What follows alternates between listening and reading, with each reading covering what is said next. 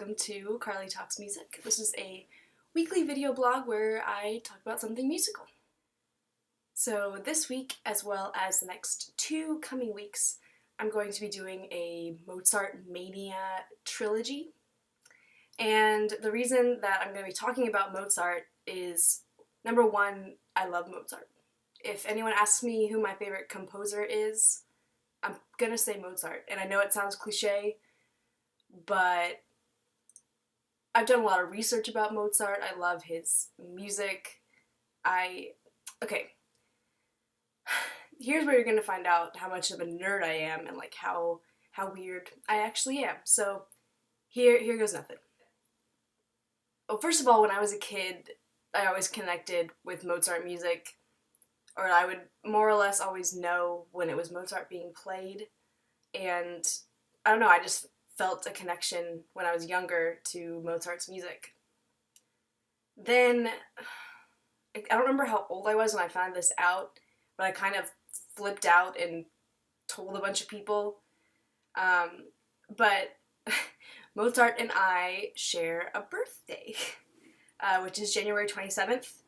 His birthday was January 27th, 1756, and Mozart passed away in 1791 in December, which means he died at the tender age of 35. So now you kind of, for those of you that really think about things in like spiritual terms, maybe you'll understand why I have this not silly, I like my connection with Mozart. It's weird to say that because we don't like actually know each other, but I suppose that's the great part about music, is it transcends decades, or in this case, centuries, you know? It's a cool thing.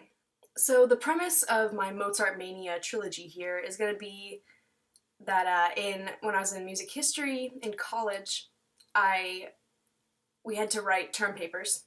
And my term paper for my second semester of music history was about Mozart and the conspiracies surrounding his death, as well as information about his Requiem and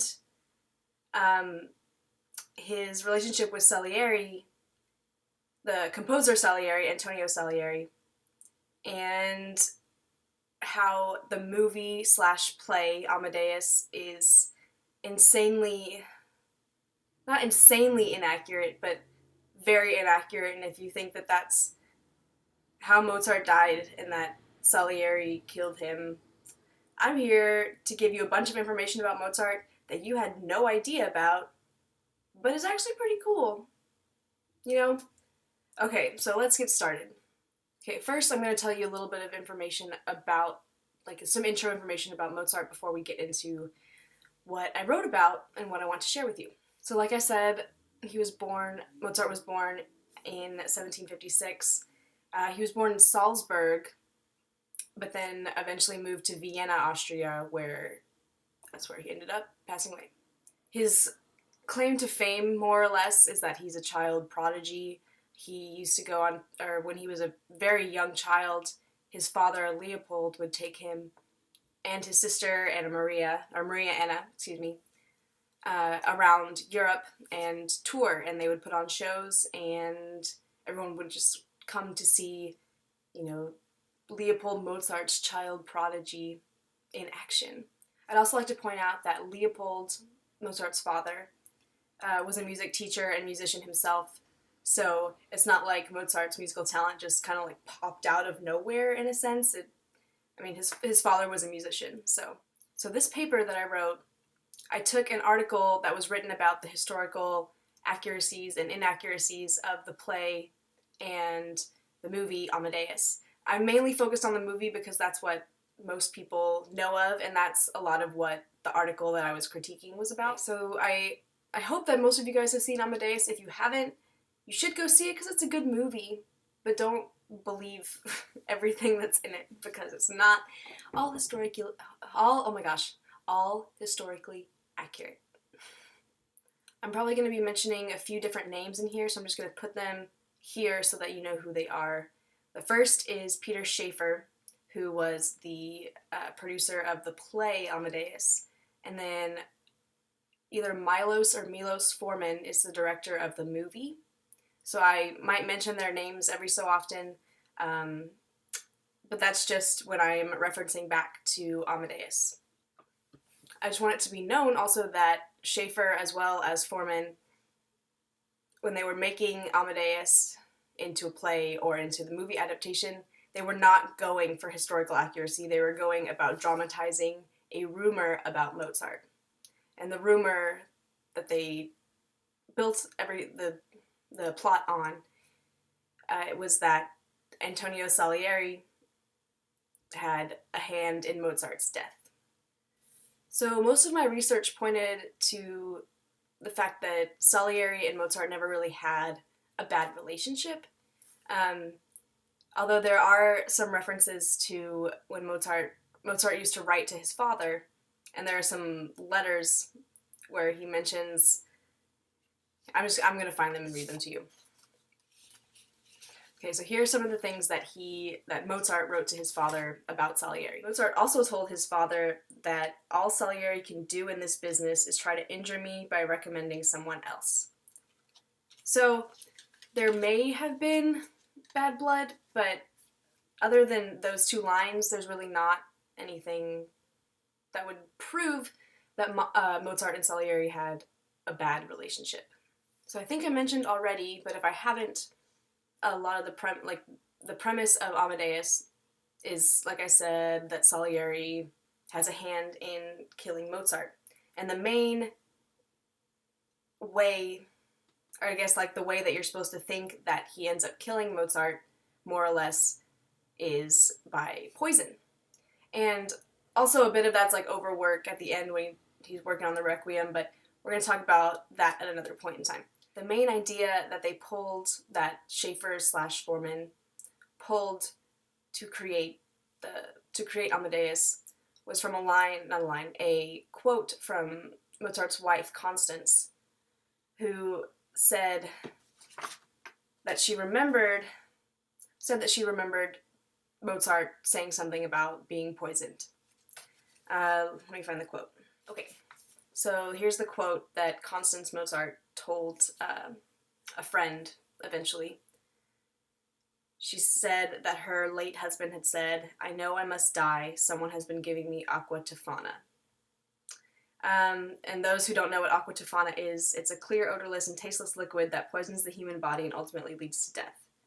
But she said this 40 years after Mozart's death.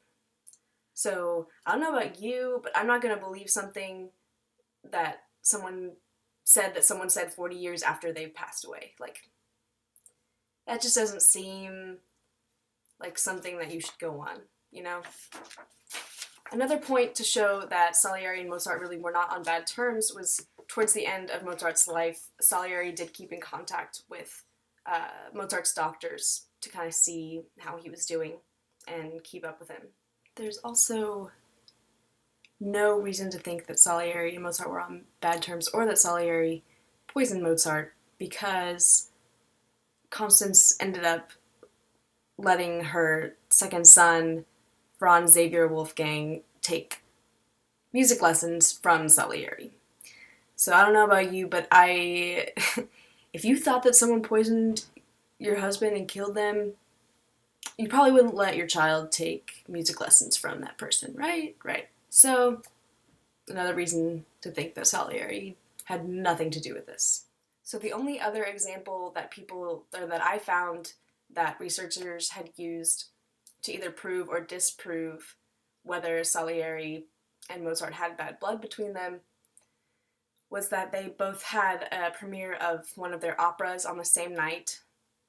And in case any of you want to know what those operas were, it was Mozart's The Impresario and Salieri's First the Music and Then the Words. And people argue that they knew they were going to be pitted against each other because both of the operas were about similar topics, both having to do with the backstage of an opera, or like the mishappenings of things backstage before putting on an opera. And what I said was that the arguments bring up the plain fact that there are a bunch of interpretations about, what Mozart's emotions were towards Salieri, and that maybe they did feel they were in opposition because they were trying to prove who the supreme composer was at the time, and they were presenting their operas on the same evening. But they also could have just done what their job was to do, what Emperor Joseph II ordered them to do, which was to write operas and premiere them at the same place. And on the same night. Without interpreting it as competition. But we really don't know. So, that's really all I have to say about the relationship between Mozart and Salieri. I hope if you watched Amadeus and you loved it, that now you know that it's not all real, unfortunately. But it's still a great movie, and you should probably see it. And a lot of the things, in terms of Mozart's personality, I think they got close. But we'll talk about that more in part 2 and part 3 of this trilogy. So tune in next week to learn more about what may have actually killed Mozart, as well as more about his Requiem and how it's not actually his completely. Thank you so much for watching.